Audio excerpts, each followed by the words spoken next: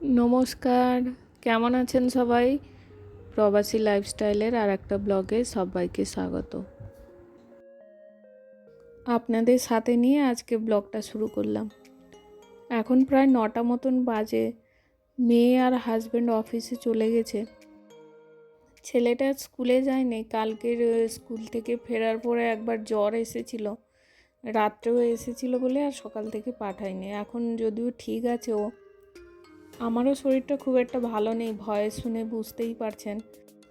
জ্বর জ্বর লাগছে, হাত পাগুলো খুব ব্যথা, গলাটাও ব্যথা। আশা করি আপনারা যে যেখান থেকেই দেখছেন ভালো আছেন, সবাই সুস্থ আছেন। সকাল থেকে অনেকটা কাজ যদিও হয়ে গেছে। মেয়ে আর হাজব্যান্ডকে টিফিন বানিয়ে দিয়েছি। আজকে রুটি আর সবজি বানিয়েছি। মেয়ের জন্য আর আলাদা কিছু বানাইনি, ওর বাবার যে রুটি সবজি বানিয়েছিলাম ওটাই দিয়েছি, আর একটা টিফিনে ফ্রুটস দিয়ে দিয়েছি। বেড কভারটা চেঞ্জ করব করে কালকে আর করা হলো না বলে আজকে সকাল থেকে বেড কভারটা এত নোংরা লাগছে, আমি বলছি না, যতই শরীর খারাপ লাগুক চেঞ্জ করবই আজকের। তো এই ছেলে চলে এসছে হেল্প করতে, ও অনেকটাই হেল্প করছে, ও ওর মতন করেই করছে। প্রথম পিলো কভারটা তো খুলতে ওর খুবই কষ্ট হলো, তারপরে দেখছি নিজের থেকেই বুদ্ধি করে সে উল্টো দিক দিয়ে টেনে খুলেছে।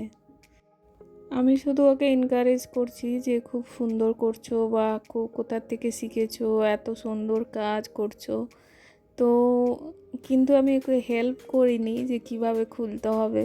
তো একটা খুলে দেখলো যে অনেক সময় লাগলো, তারপরে দুটো দেখছি যে খুব সুন্দর করে খুলে ফেললো। ওর কথা আর কি বলবো, ওর কথা বলে শেষ করা যায় না। ও এত হেল্পফুল, সব জায়গা থেকে ওর প্রচুর প্রচুর প্রশংসা আসে। ওই রকম রোগা পাতলা হলে কি হয়েছে, প্রচুর অ্যাক্টিভ ও, আর রেসে সব সময় ফার্স্ট। ও স্কুলেও, আর আগে ব্যাডমিন্টন ক্লাসে যেত, সেখানেও ব্যাডমিন্টন স্যার সবসময় আমাকে বলতো যে যখনই কোনো দৌড়ানোর গেম হতো আর আমি টিম ভাগ করে দিতাম, সব টিম ওকে নিতে চায় যে ও আমাদের দলে থাকুক আর ও দৌড়ে ফার্স্ট হয়ে যাবে। কোনো দৌড়ানোর কোনো যদি গেম থাকে, ও এত ফাস্ট দৌড়ায়। আর প্রচুর হেল্পফুল, স্কুল থেকে প্রত্যেক পিটিএমে যাই, ম্যাম সবসময় বলে যে ম্যাম ও খুব হেল্পফুল ছেলে। বাড়িতেও আমি দেখেছি প্রচুর হেল্প করে ও। আর কেউ অসুস্থ হলে তো আর কথাই নেই, এই আমার শরীরটা খারাপ বলে ও সারাক্ষণ আমার পিছে পিছে ঘুরছে, কোথায় কি দরকার, আমার কোনটা লাগবে। সবসময় জলটা, শুধু যদি বলি জলটা খাবো, তো ব্যাস দৌড়ে জল আনতে চলে যাবে। বা এমনি ধরুন কাজ করতে করতে এসে বলছি উফ হাতটা ব্যথা করছে কি পাটা ব্যথা করছে, ও যদি শুনতে পেয়েছে লাফিয়ে এসে আগে হাত পা টিপতে শুরু করে দেবে। মার কাছে সন্তানের গল্প কোনোদিনও শেষ হবে না। এখন বেড কভারটা মোটামুটি করে নিয়েছি, প্রচুর শরীর খারাপ লাগছে, ভালোই লাগছে না। চানটাও করে নিয়েছি, চানের পরে আরও বেশি খারাপ লাগছে যেন। আজকে ভাবছি ঘরটা শুধু ঝাড়ু লাগিয়ে দেবো, পোছা আর লাগাবো না। আর এনার্জি নেই, এইটুকু বেড কভার পাততেই আমি যেন টায়ার্ড হয়ে পড়েছি। ধোয়া ফ্রেশ বেড কভার লাগালে রুমটাও বেশ পরিষ্কার লাগে আর মনটাও বেশ ভালো লাগে। এই দেখুন বলতে না বলতে ও উঠে লাফানো শুরু করে দিয়েছে, ওর খুশিটা দেখেছেন? এখন বাচ্চা ছোট থাকলে আপনি যতভাবেই বেড পরিষ্কার রাখুন, সুন্দর করে বানান না কেন, ও ঠিক গুটিয়ে দেবে। ও নিজেই করলো আবার গুটিয়ে ফেললো। যাই হোক, ওই রকমই মোটামুটি আমাদেরকে চলতে হয়, এরকম করেই। তবে ফ্রেশ ধোয়া কাচা বেড কভার লাগালে বেশ ভালোই লাগে, মনটাও বেশ ফ্রেশ হয়ে যায়। আর ফ্ল্যাট বাড়িতে আমাদের এই রুমের মধ্যে বেডটাই মেন, কারণ প্লেস খুবই কম থাকে বেডরুমের মধ্যে। বেডটা একটু পরিপাটি করে সুন্দর করে রাখলে রুমটা দেখতেও বেশ সুন্দর লাগে। আমাদের এখানে জানেন তো কোল বালিশের কভার পাওয়া যায় না। আমাদের ওয়েস্ট বেঙ্গলে যেমন বেড কভারের সাথেই কোল বালিশের কভার দেয় বা এক্সট্রা এমনি পাওয়া যায়, এখানে কোল বালিশের কভার পাওয়া যায় কিন্তু সেগুলো খুবই ছোট। মানে সোফাতে থাকে, অনেকের বাড়িতে দেখবেন সোফাতে ছোট ছোট কোল বালিশ থাকে, তো ওই ধরনের কভার পাওয়া যায়। এমনি বড় বড় বেডে থাকা যে কোলবালিশ ওইগুলো পাওয়া যায় না। মানে সেই কভারগুলো দুটো জোড়া লাগালে এই একটা কোলবালিশের মাপে হবে। আমার এই কোলবালিশের কভারগুলো বেশ অনেক দিনই হয়ে গেছে। তো আগের বারে বাড়ি গিয়েছিলাম, ভেবে গিয়েছিলাম নিয়ে আসবো, কিন্তু ওখানে গিয়ে এত রকম মাথায় অনেক কিছুই থাকে, এদিক ওদিক যাওয়া থাকে, সবার সাথে দেখা করা, গল্প আড্ডার মাঝখানে মনেই নেই আর।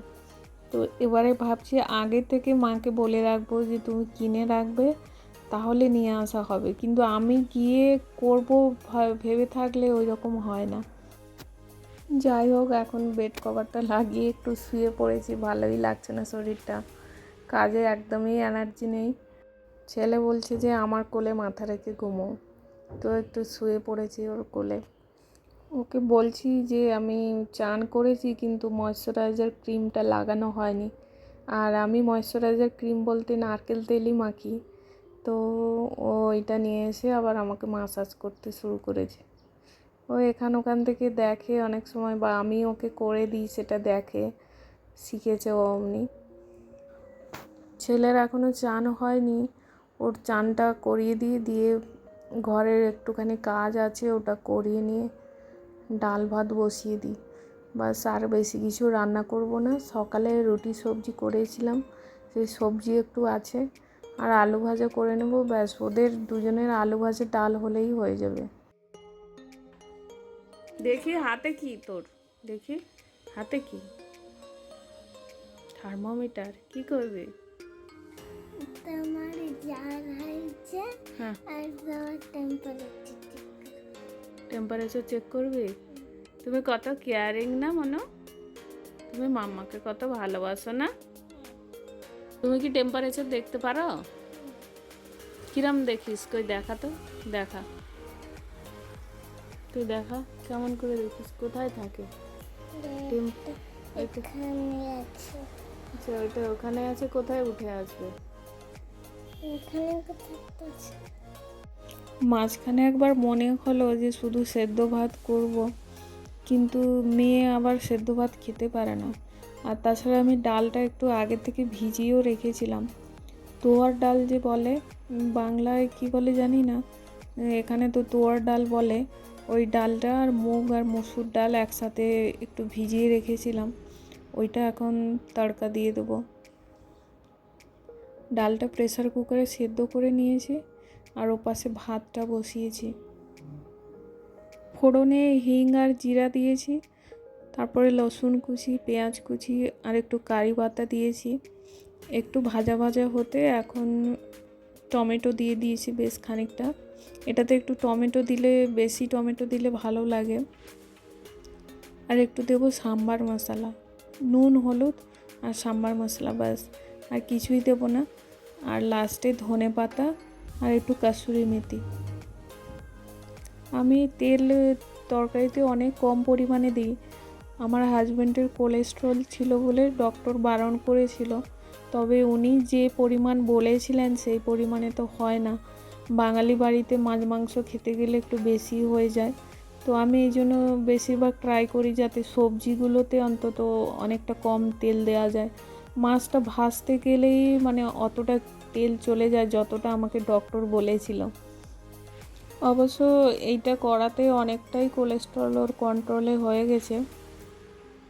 আগেকার মানুষগুলোর থেকে আমাদের দৈহিক পরিশ্রমটা অনেক কমে গেছে বলে আমরা আজকাল কম খেয়েও যেন বেশি বিমার পড়ে যাচ্ছি, বেশি শরীর খারাপ, নানা রকমের রোগেরও সৃষ্টি। এখনকার দিনে মোবাইল কম্পিউটারে বসে বসে কাজ, দৈহিক পরিশ্রমটা কম থাকে বলে শরীরে নানা রকমের রোগের বাসা বেঁধেছে। তো তাই জন্য খাবার থেকে যতটা কন্ট্রোল করা যায়, কারণ ফিজিক্যাল এক্সারসাইজ তো আর আমরা বেশি করতে পারছি না, বা দৈহিক পরিশ্রম করার মতন সেই জায়গাটাই নেই। তো খাবারটা যতটা কন্ট্রোল করে, ক্যালোরি যত কম ইনটেক করা যায় সেটাই চেষ্টা। আজকে ব্লগটা এখানেই শেষ করছি। ভালো থাকবেন সবাই, সুস্থ থাকবেন।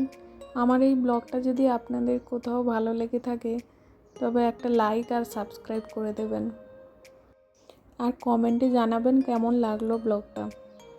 ভালো থাকবেন সবাই, সুস্থ থাকবেন, নিজের খেয়াল রাখবেন। দেখা হবে নতুন আর একটা ব্লগে।